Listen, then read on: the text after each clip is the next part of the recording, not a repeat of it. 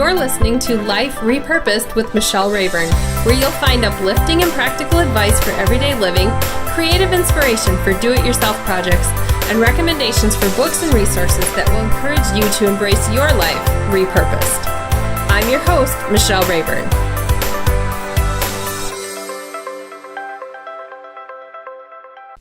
I'm so glad you came back for another episode of Life Repurposed.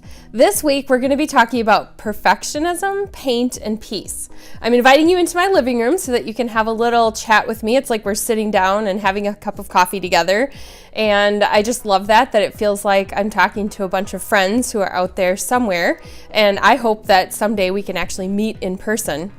This time, in talking about perfectionism, paint, and peace, we're going to be looking at how perfectionism might be the thing that's keeping you from your wellness goals and holding you back. We're going to be looking at a recipe that I promised for chalk paint, where you can embrace imperfectionism in the furniture and the projects that you do, and just go with it and let it be shabby and be a little bit chic. And so I'll give you that secret recipe for chalk paint. And then we're going to be talking about peace. And I'm going to share a book with you that is a resource that I think would help anybody who's struggling with perfectionism. And some of you might be extreme perfectionists, and some of you might be just a little bit perfectionistic, but that's okay, because I think we can all pull something out of that we can apply to our everyday lives. So as we get started with Inspired Life, this time we're going to talk about wellness and perfection. And I want to share a little bit of my own story. I have been a dieter, I think, since junior high, pretty much my whole life. Somebody who has struggled with going up and down on the scale. And I want to be honest with you about that, because I'm talking chunks of weight here and there where it might be a pregnancy, or 24 years ago I gave birth to my last baby and I'm still struggling with getting those 50 pounds off, that kind of thing, or just this perception that we have. When I look back to junior high, I realized that I think I was overweight, and maybe by the charts and standards I was, but as I think about it now, I realize that I really wasn't overweight, but somebody told me I was fat. Some kid at school, maybe a doctor on a scale made some kind of motion or said something. I remember not squeezing into the same clothes that my cousin could wear. And so I just remember thinking, okay, there must be something wrong with me, because I'm a lot curvier than some of the girls in my class. And so that began this journey of eating Ho-Hos for lunch in the cafeteria in high school and drinking a Diet Coke with them, which I know makes absolutely no sense, but that was sometimes what I would do at lunch. Then when I had my children, I've had times where I've joined weight loss centers, and I won't name any because they're all good. I just don't want to criticize one or the other. Really, the principles of it is they want people to get healthier. But what happens for me whenever I join a weight loss plan is that if the scale doesn't do exactly what my health coach says it should do, then I get frustrated. And this week I talk about this in the blog, so if you want to learn more about it, I talk about a couple of different things in the blog than I am on the podcast and the video blog, but I just want to tell you that part of my story, because it's important to know that for some of us, when we get on the scale, it's just a frustrating thing. A couple of years ago, I had let stress really get to me, and I was stress eating, and the scale was starting to go up even though I had made some really great efforts to get it down. And I felt like when I decided finally to get healthier, that it just wasn't moving. And I know there was some adrenaline involved in that because I was under stress, like I said. I wasn't sleeping well because of stress. I know I wasn't eating well. I was filling up on all kinds of junk, just kind of out of emotional eating, and justifying it because I thought I deserved it. And when you're not sleeping and you're stressed and you're just allowing that adrenaline to build up, then your body does weird things. And then add to that the whole perimenopausal, premenopausal thing, whatever you want to call it. It's not fun, and it really messes with your hormones. So as a 49-year-old right now and going through that transition into menopause, I'm seeing that I can't lose weight like I did when I was 25. So what happens for me is often I will get going and I will do it all right according to what my health coach says I need to do.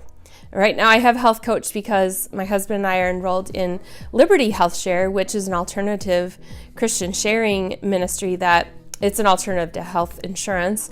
And as a part of that, because I'm not at my ideal body weight, I need to have a health coach. And I have to check in with that health coach monthly and set goals. So as I was setting goals and following my tracker and just staying on plan, the pounds were not coming off at the rate that my health coach said they should. I don't love that word should. So when somebody says, well, if you eat this many calories, you should lose 1 to 2 pounds a week. Well, for me, that just doesn't happen. So when I would step on the scale and I'd find out that I lost 1 pound a month, that was frustrating. And so if I have a week where I've done everything right, and then I hop on the scale and it shows a gain, that's even worse. And that's when I start to tell myself I'm a failure. But I've learned to ask the question in my journey to wellness, is that really failure? Is it really failure if I am working on sleeping, I'm working on eating right, I'm working on exercising more, and doing all the things that would get my stress down, get my adrenaline worked out, make my body healthier? If I step on the scale and it doesn't move, does that mean I've failed? No. And the problem with me as a perfectionist is that if the scale didn't move the way I thought it should, then I decided the whole thing wasn't worth it. So I step on the scale in the morning and then decide, okay, I guess since I did all this stuff and it didn't result in what I thought it would, then I'm just going to eat whatever I want to the rest of the day. And so what happens with that is we move into self-destructive behaviors. So if you're a sister or a brother, I guess if there's guys listening, this podcast is really for women, but there might be some guys listening who are also perfectionists, who are out there who can relate to this. I would love to hear from you. And just to give you that encouragement of say, stick with your goals, because your journey to wellness really isn't about doing it perfect. It's about doing what's right for you. So I've continued on this journey. It's been very slow, about a pound a month, not even a pound a month for the last 2 years, but a gradual trend downward and getting healthier and feeling better. So I want to hear about your journey. Send me some mail, email, snail mail, whatever you want to send. You'll find addresses on my website. And also, if you'd like to know more about Liberty Health Share, if you're looking for an alternative to health insurance, send me an email and I will get some information from you that I can use to send you a link so that you can check it out too and see if it's an alternative that would be helpful for you.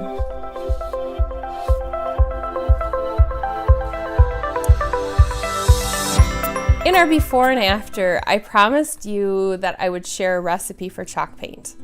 And I'm going to give you a couple tips about it, and then I'm going to share the recipe, and you will probably want to go to michellerayburn.com/3 to get the recipe so that you can print it out. So it'll be on the blog at michellerayburn.com/3. So as we think about chalk paint, I really want to establish the difference between the different things that are referred to as chalk paint, because there is chalk paint and there's chalkboard paint. Chalkboard paint is what makes the black chalkboard that you write on, and it is a chalky finish paint, and it's kind of in the family of chalk paint, but it is not the same as chalk paint. When we talk about chalk paint, it's important to refer to it as paint that has a chalky finish, because the actual name chalk paint is one that is associated with one of the brands of chalky finish paint. But kind of like with Kleenex and tissue, we've sort of come to know it as just chalk paint when we're talking about it. So chalk paint has a chalky finish, and the difference between that and regular paint is that sort of like when you put plaster on a wall, it bonds better. It sticks differently than just regular paint. So if you want to chalk paint a project, you don't necessarily have to sand it and prime it and do all of those steps. It's helpful if you're doing this on something that is really shiny, but I have many things that I've done where I don't do anything other than just put the paint on. So the chalk helps it to bond to the surface, and it has about a 2-week or so curing rate where it won't scratch off as easily. So know that if you do something, you chalk paint it, that the next day it might be kind of fragile and it still could scratch off. So I always make sure mine has a good amount of time to cure before I use a piece of chalk painted furniture anywhere where it's going to get some heavy use. So with chalk paint, there are a lot of brands out there, and now you can even buy them at the home improvement store. There are some name brand paints that you would normally be using in spray paint or in like painting just general projects, like little quarts of paint, that are now coming in a chalky finish paint. And then you can also go to craft stores and repurposing stores and find some really good high quality chalky finish paint. I am too cheap to do that. I'm gonna admit that right here, that for me, spending $30 or $40 for a quart or even a pint of paint is just too much for me. So when I want to do a project, I don't want to go out there and spend a ton of money on it. I'm just too cheap for that. So when I pick up something at a thrift store or at a garage sale and I bring it home and I'm going to paint it, I don't want it to cost me any more than a couple bucks. It's just the way I am. So one of the things I do is I make my own chalky finish paint. There are quite a few different recipes out there, so if you Google it, you will find some. But I want to tell you why I use the one that I do. I use limestone, which is calcium carbonate, when I'm making mine. There are recipes out there that use plaster of Paris, and that used to work with almost any paint. But what can happen now is if you use plaster of Paris and you use it with the new paints that have primer it mixed in, like it's a paint and primer all in one, then it could harden really fast, just like plaster of Paris does. So it's important that you use something that will actually last for a while. You could put the gallon or the pint away and it wouldn't harden in there. So I use calcium carbonate, which is limestone, and it also happens to be a dietary supplement. So I know that's a little bit weird, but it is. It is what's in your antacids like Tums and stuff like that. It has calcium carbonate in there. So it's that powdery, chalky stuff that you mix in. And in the recipe for the paint, I give you a ratio of paint and limestone powder and water, and you stir that all together, and then it's ready to go. It's ready to paint on. I use leftover gallons of paint, like when you have like that quarter of a gallon left and you don't know what to do with it because you've already moved on to another color of paint in your house. I like to mix a couple of those together and make chalk paint for a project.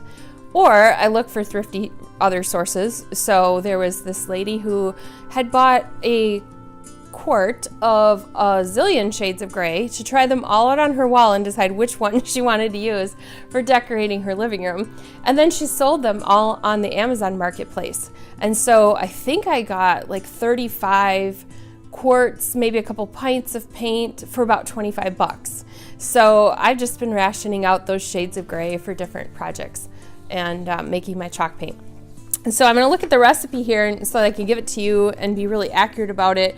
But you will notice that when you get limestone for this purpose, if it has a recipe on it, or if you look online, those recipes aren't all the same. So you probably need to experiment a little bit to find the balance that you like.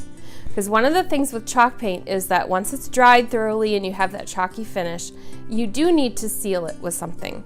And some people like it to be a little chalkier and it really soaks up that final sealant, and sometimes they don't need it that chalky. So I don't want to ramble on and on about that, but so the recipe that I use is 2 cups of latex paint, and I like satin finish the best when I'm doing this, and then a half a cup of calcium carbonate, which is the limestone powder. And I got mine from Amazon, from a pharmaceutical company that sells their factory seconds to be used for paint. So it's labeled not for consumption, but for paint. And they've just been smart about resourcing this and marketing it. So I ordered it offline. I mixed that calcium carbonate with a 1/4 cup of water, stirred up, diluted a little bit, and then I mixed that into the paint and stirred up. The whole process takes me like 2 minutes and then I'm done. And then after it's all stirred up, then I'm ready to go with the painting. And I will have a link on the blog if you're looking for where is it that I got this calcium carbonate, what is it, a little more info for you on that. So good luck with your first or next chalk painting project, and I would love to see pictures of your before and after, so please send them. The resource that I would like to share with you this time is a book that I received for review. And it was right about the time that I was working through some of the issues that I talked about in the first part of this podcast, where I was struggling with perfectionism and how it was affecting my wellness goals. And so I received the book, The Perfection Detox, Tame Your Inner Critic, Live Bravely, and Unleash Your Joy by Petra Kolber. From the beginning of the book, I felt like I could really relate to Petra.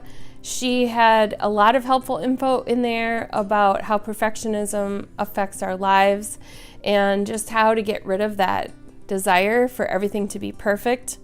And she talked about how that can be both positive and negative sometimes, because me being a perfectionist in my natural tendency also means that I believe in doing things well, and I like to get things done. And so as an achiever and a perfectionist, that can be a good thing as long as it's kept in check. And if it's not kept in check and it gets out of control, that's when it's a problem. When I can't decide something's done, when I can't do something well enough, so I might as well not do it at all. So there's a balance between the positive and the negative. And I want to read you a quote from Petra from the book, because I think that some of you will resonate with this. If our idea of success is always about proving our worth and always being right, then we are in for a lot of headaches and heartbreak. When success is tied to the outcome, it is a thin tightrope we walk filled with tension and stress. Instead, we should aim to stay buoyant during the times of struggle, see the ebbs and flows as part of the progress of growth, proof that we are living, loving, and more importantly, trying. We can still identify the parts of ourselves or skills that need to be strengthened, but we can view them instead as opportunities to learn and grow, and we can use the success of those around us as motivation to fill our own inspiration tank instead of feeling threatened by their wins. Viewing our weaknesses as opportunities is so freeing. When we look at our weaknesses as an opportunity to grow and learn something instead of a failure, then it motivates us towards the next thing.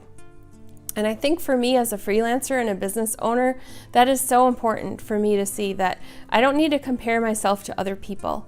I don't compare myself to the other writers out there other than to see that they're doing great things, and I celebrate their success, and then I create my own successes. So as we motivate ourselves, we don't have to justify working on something as a failure, but we can look at it as an opportunity. There's one other thing that she talks about, because one of the things that happens is we sometimes can't accept ourselves. And Petra says, just like forgiveness does not mean condoning, acceptance does not always mean completely liking what you see. But it does allow us to objectively view the parts of ourselves that still may need strengthening and improving. Instead of punishing ourselves for the areas of our lives that are not perfect, we can use the lens of self-acceptance to see that our potential has not yet been met. I know there's somebody out there that needed to hear that. Your potential has not yet been met. So if you are listening right now and you are in the middle of all the stresses of raising kids, or you are an empty nester and trying to figure out how to balance it all, or if you're working a job that's just stressing you out to the point where you don't know what to do next, I know that there's a next step for you and there is hope. So as you walk that path and discover it, I just want to send you a big cyber hug and say, I'm here with you, and there is somebody who cares. Have you subscribed on YouTube or iTunes yet? The podcast is now available on iTunes, and there is a channel on YouTube for Life Repurposed. So I encourage you to sign up so you can get that sent to your inbox right away. Every time there's an episode available, you'll get a notice from YouTube, or whenever there's an iTunes episode available, you'll have it sent straight to your podcast. And then I also encourage you to subscribe to the blog. You can just go to michellerayburn.com and you'll see the link there. And when you subscribe, you will get an email every time the new blog post along with the podcast and video blog goes up. So it's a little blog zine. You get those 3 areas where we talk about everyday life, practical tips, sometimes a before and after, and a resource. So I hope that you subscribe so that you can connect anytime you want to. You've been listening to Life Repurposed with Michelle Rayburn. Check out tips, resources, and inspiration at michellerayburn.com.